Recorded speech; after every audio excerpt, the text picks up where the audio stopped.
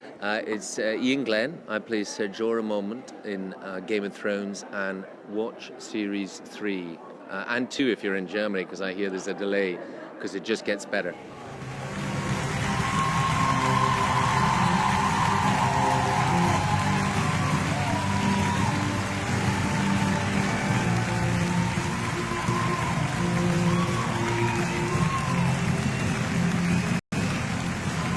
Thank you.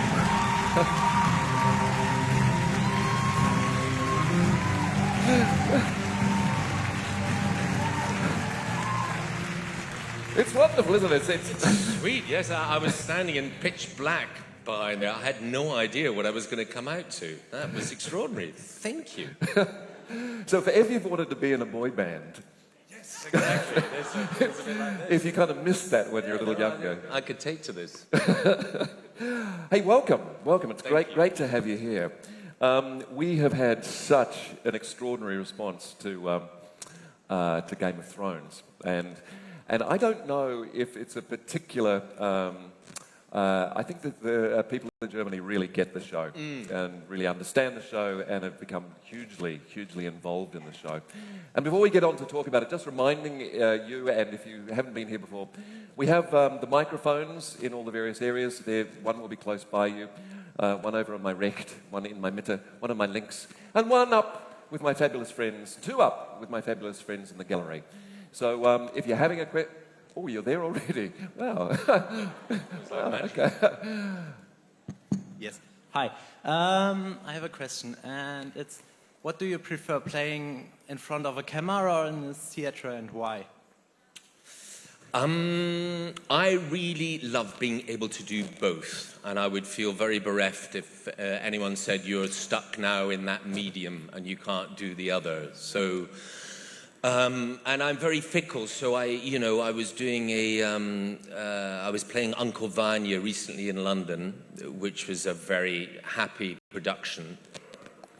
And while I was inside it, I kept thinking, ooh, I want to be in front of a camera. And the reverse happens. Whenever I'm in front of a camera, I kind of think, I'd love to be back on stage. Not wanting to be where I am, but just, it requires different things of you as an actor.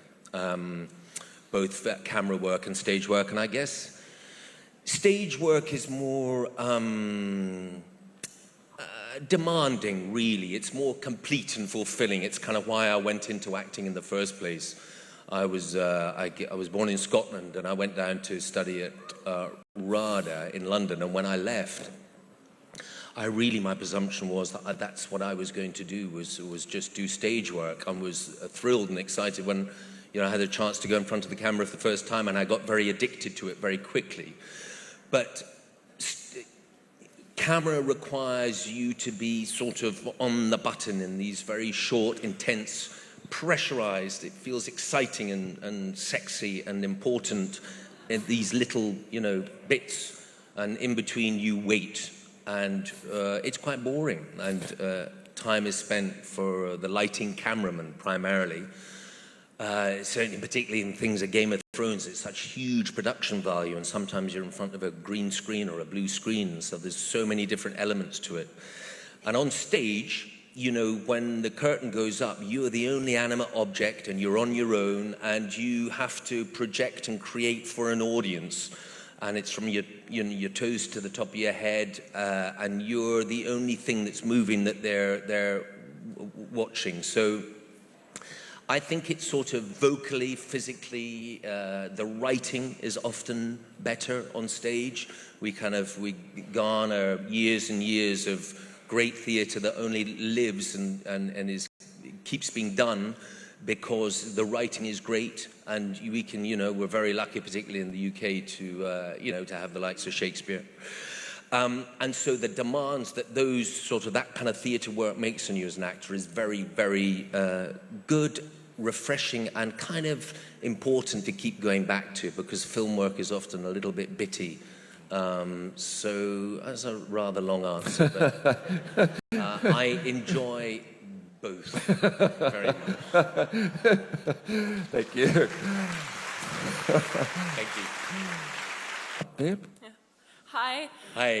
What kind of scenes are the most challenging for you to play? A little bit closer. What scenes are the most challenging?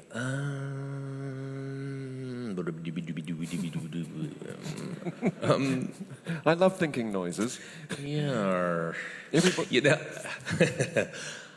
I think so far, to be honest, the most challenging sheet has been the fighting scenes, because it's always a bit of a, it's a bit of a rush to do the to get the fights organized. They have in Game of Thrones. There are two main units that work in tandem at the same time, which is fairly unusual. So it's the equivalent of one unit filming for 8 months. Both units tend to work at the same time. There's little bits when they don't. So the crew are incredibly busy. The actors flip from one unit to the other, and no one is required all the time. So to find proper rehearsal time for a fight of any significance is hard. And I don't like going in front of a camera blind. I don't like going in front of a camera if I only sort of know my lines. I'm very thorough. And in fact, I get nervous and I'm quite crap as an actor if I've not had proper time to prepare. It doesn't matter if it's lines or sword work. So you have to kind of fight your corner a little bit to get the proper preparation for something. There's always things they think they can do with cuts and stuff where they can make it always look good. But it'd be lovely if you just stuck a camera in front of it with the fight here, that it would function, it work well. So I think because of the technicalities of the show and how difficult it is to prepare, something like a stage fight, which I've done a couple of, and I'm about to do another one in the 3rd series, are the scenes I find most challenging. hello. Hello. It's very magical, this. Speaking of Downton Abbey, Downton Abbey also stars Dame Maggie Smith, who's been in the Harry Potter movies. So Yes. I wondered if you could share a little bit from the set of Downton Abbey and particularly working with Dame Maggie Smith. With Dame Maggie, right. How honest can I be? No. Very honest.